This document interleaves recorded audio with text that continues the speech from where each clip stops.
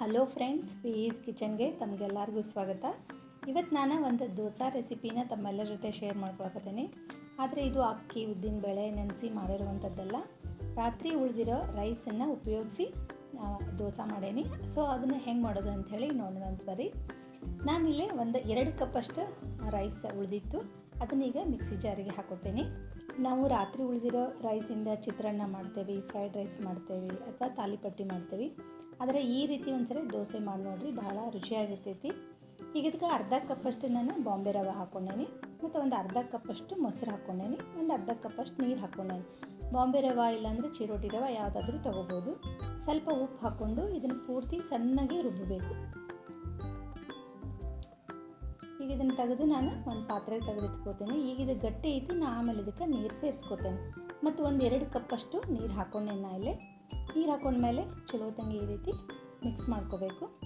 ಈ ರೀತಿ flowy consistency ಇರಬೇಕು. ಆಮೇಲೆ ಒಂದು ಚಿಟಿಕೆ ಸೋಡಾ ಹಾಕ್ಕೊಂಡು ಸ್ವಲ್ಪ ನೀರು ಹಾಕಿ ಚಲೋ ತಂಗಿ ಇದನ್ನ ಮಿಕ್ಸ್ ಮಾಡ್ಕೋಬೇಕು. ಈ ರೀತಿ ಇರಬೇಕು ನೋಡಿರಿ. ಈಗ ಇದನ್ನು ಮುಚ್ಚಿ ಒಂದು 15ರಿಂದ 20 ನಿಮಿಷ ಹಿಟ್ಟು ಸ್ವಲ್ಪ ನೆನೆಯೋಕೆ ಬಿಟ್ಬಿಡೋಣಂತೆ.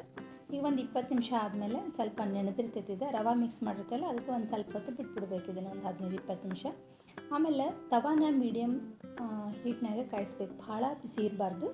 ಮೀಡಿಯಮಾಗಿ ಕಾಯಿಸಿ ಸ್ವಲ್ಪ ಎಣ್ಣೆ ಹಚ್ಚಿ ಆಮೇಲೆ ಸ್ವಲ್ಪ ನೀರು ಚಿಮ್ಕಿಸಿ ನಾನಿಲ್ಲಿ ಸೆಟ್ ದೋಸೆ ರೀತಿ ಹಾಕ್ಕೊಳಕತ್ತೇನೆ. ನೀವು ಬೇಕಂದ್ರೆ ತೆಳ್ಳಗೆ ಪೇಪರ್ ದೋಸೆ ಟೈಪನ್ನು ಮಾಡ್ಕೋಬೋದು.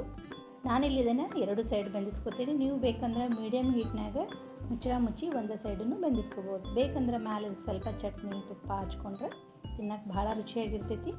ನೋಡಿರಿ, ಈ ಸೆಟ್ ದೋಸೆ ರೆಸಿಪಿ ಉಳಿದಿರೋ ಅನ್ನದಿಂದ ಮಾಡಿರುವಂಥ ಈ ದೋಸೆ ರೆಸಿಪಿ ಮಾಡೋದಂತೂ ಭಾಳ ಈಸಿ ಐತಿ ಮತ್ತು ತಿನ್ನಕ್ಕಂತೂ ಅಷ್ಟೇ ರುಚಿಯಾಗಿರ್ತೈತಿ. ಇದನ್ನು ಬೇಕಂದ್ರೆ ಟೊಮೆಟೊ ಚಟ್ನಿ ಇಲ್ಲ ಕಾಯಿ ಚಟ್ನಿ, ಆಲೂಗಡ್ಡೆ ಪಲ್ಯ ಅದ್ರ ಜೊತೆ ಬೇಕಂದ್ರೂ ಸರ್ವ್ ಮಾಡ್ಬೋದು. ಇಲ್ಲ ಚಟ್ನಿ ತುಪ್ಪ ಹಚ್ಕೊಂಡು ಹಂಗೆ ತಿನ್ನೋಕ್ಕೂ ಭಾಳ ರುಚಿಯಾಗಿರ್ತೈತಿ, ಭಾಳ ಸಾಫ್ಟ್ ಆಗಿರ್ತೈತಿ. ಬೇಕಂದ್ರೆ ನಾವು ಪೇಪರ್ ದೋಸೆ ಥರ ಮಾಡಿಕೊಂಡು ಕ್ರಿಸ್ಪಿಯಾಗಿಯೂ ಮಾಡ್ಕೋಬೋದು. ಇದನ್ನು ಈ ರೆಸಿಪಿ ನಿಮಗೆಲ್ಲರಿಗೂ ಇಷ್ಟ ಆಗೈತಿ ಅಂತ ಅಂದ್ಕೊಂಡೆ. ನೀವು ಒಂದ್ಸರಿ ಟ್ರೈ ಮಾಡಿರಿ. ನಿಮ್ಗೆ ಇಷ್ಟ ಆದರೆ ನಂಗೆ ಕಮೆಂಟ್ ಮಾಡಿ ತಿಳಿಸ್ರಿ.